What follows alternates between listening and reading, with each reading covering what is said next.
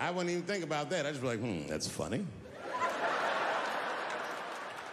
This guy is peeing out of his butt for some reason.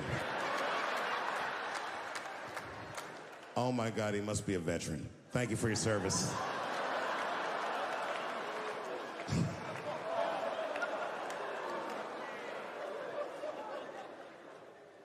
I'm not indifferent to people suffering because I know it's hard to be everybody. We blacks, we just got our first big holiday in a long time. Happy belated Juneteenth to the blacks.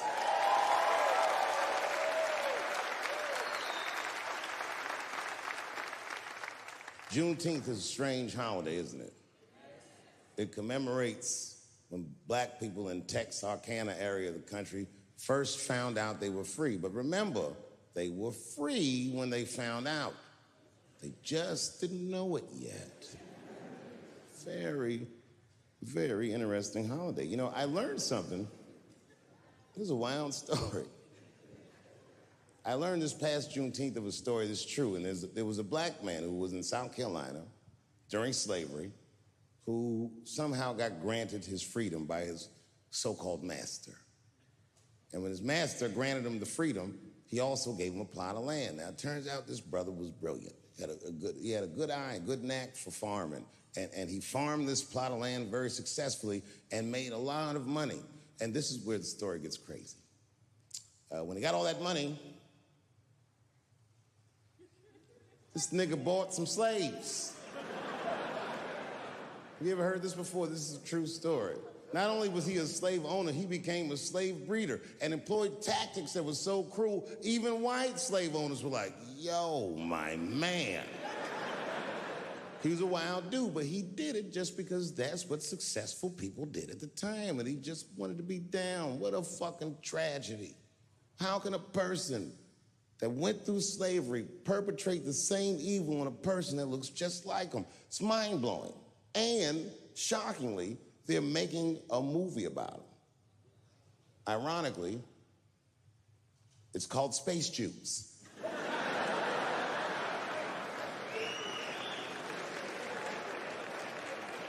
Space Juice.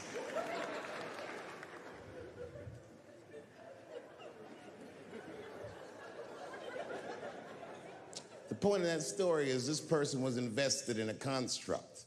That was the construct of successful people, and he just followed the roadmap of successful people. He followed what they call an incentive. Now, everyone struggles, but I'm very invested in the gender construct, personally, because I'm a man with kids and a wife, and I like that warm, wet, soft pussy that my wife has. This does not mean that I feel like another point of view can't exist. I was doing a nightclub in Oakland 16 years ago, and this is the first time that the trans community ever got mad at me that I knew about. And I was nobody. I just quit Chappelle's show. It was like a nothing hole-in-the-wall club, and I was doing some transgender jokes in Oakland. It was 16 years ago. My pronoun game was not as nice as it is today. I went too far. I said things like tranny and shit. I didn't know these words were bad, and a woman stood up and just gave me the business. Started screaming at me, and I'm sure it was a woman, but she kept calling me transphobic and all this shit. I'd never even heard these words before. It was really weird. I didn't trip.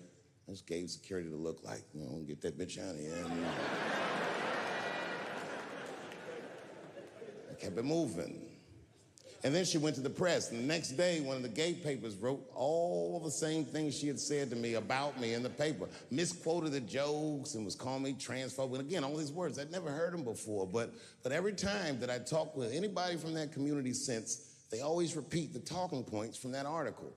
My least favorite of which being, and I hate this phrase, they say I was punching down on them. Punching down. The fuck does that mean? Now fast forward, it's 2019. I'm in a restaurant in Ohio, a very nice restaurant. It's Thanksgiving week.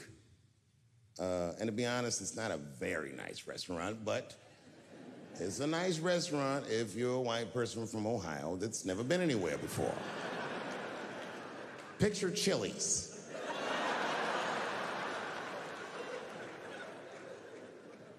I'm sitting in the bar, I'm having a drink by myself, and the only other person in the bar is a woman, a couple stools down, and she was alone, and she was older, and that made me feel sad because it was the holidays. So I told the bartender, send that woman a drink on me. She's trying to spread the cheer, and I wish I didn't. This woman wanted to talk. She wasn't mean, she was nice, but she just wanted to talk about shit that, you know what I mean, the nigga that's trying to get drunk don't want to hear about this bitch remodeling her bathroom, and I'm sitting there trying to be polite. Oh, subway tiles, word. But then she hits a lick, piqued my interest. She says, my daughter is coming home for the holidays. Oh, that's great news. I'm glad you're not gonna be alone. And then she goes on and on about how great her daughter is. I guess her daughter got a new agent, and she's out in Hollywood, she's in movies and on television and all this stuff. And as she's telling me this, I'm thinking, this woman is so sweet. She probably doesn't even know who I am or what I do for a living. Because I know what your daughter's out in Hollywood doing.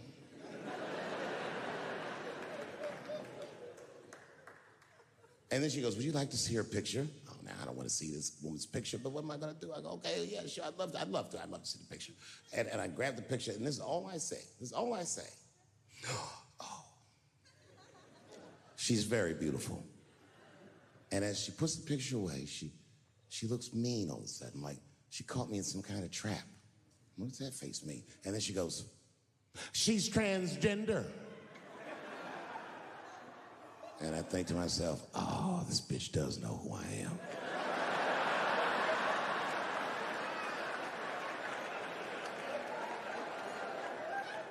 I really resented that trap because that trap doesn't let me be honest. If I was honest, I wouldn't fall for it. I just looked at the picture like, ooh, look at that big chiseled jawline, that big thick Joe Rogan neck. Is that a dude? Is your daughter a man? Can't say that shit. It's really annoying. Fast forward, now it's a couple days later. It's the Wednesday. For the Thursday, that's Thanksgiving, and I'm in a totally different bar. And this bar, trust me, it's not a nice place. It's foul. It's one of those bars where the top shelf should be under the sink. This is where the poor whites drink, the Tiki torch whites. You know what I mean? Them white people, they believe in Q and they love Trump. You know what I mean? Like Michigan white people.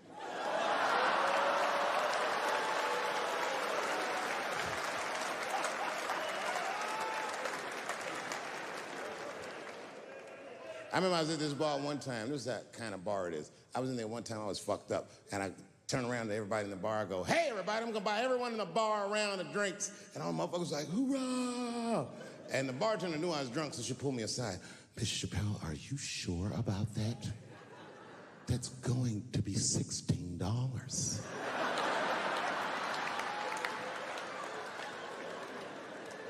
Tough time for the whites. And this was a holiday weekend, you know what I mean? These motherfuckers was having a rootin' tootin' time. They was in there partying, making all them noises. Woo! Ow! Yow! You know all them noises white people make before lynching? They was doing all that shit.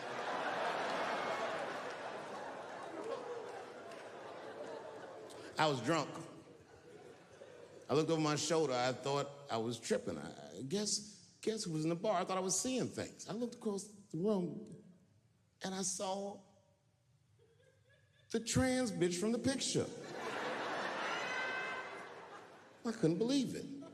I said, what is a trans person doing in a place like this? This is very dangerous behavior. And she was with two big, buff, gay black dudes. I didn't know these dudes, but I know they was gay. If they had a dick in their mouth, they wouldn't look any gayer than they did just sitting there. They had 1980s gay face. You know what that is? Remember in the 80s when gay people looked surprised all the time?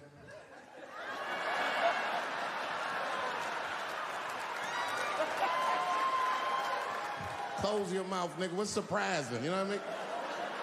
But they was huge. They looked like Juicy Smouille's trainers.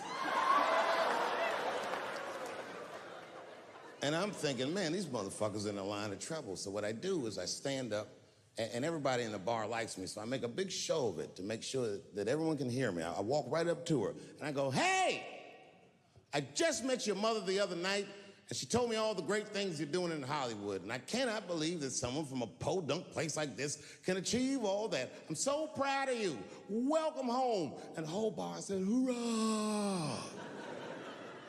And I said, whoosh. That ought to buy her some time. You know what I mean? A couple more drinks, and these fellas are gonna start asking her for some pussy she might not have.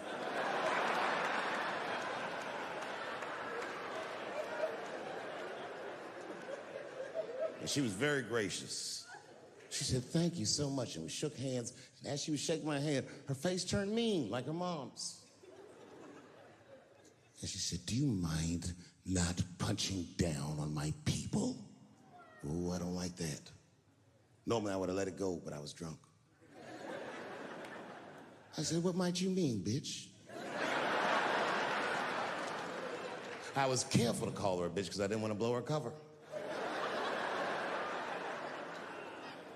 Turns out she wasn't hiding. She was loud, she was proud. She let me have it in front of everybody. Screaming at me, all the talking points from that article. You transphobic, this and that. Kept clapping her hands in my face. Let me tell you something. I said, we learned this from black bitches. Kept doing, let me tell you something, honey. So annoying. She kept calling transgenders her people. Isn't that weird? My people this, my people that. I said, what do you mean your people? Was y'all kidnapped in Transylvania and brought here as slaves?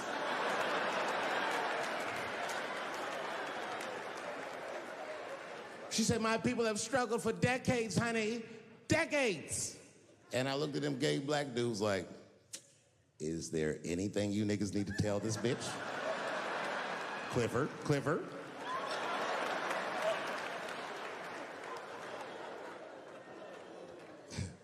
I'm exaggerating. She's actually a very nice person, and I'm cool with her now, but boy, that shit got on my nerves.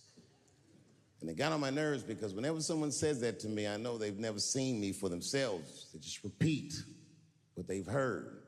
Any of you who have ever watched me know that I have never had a problem with transgender people. If you listen to what I'm saying, clearly, my problem has always been with white people.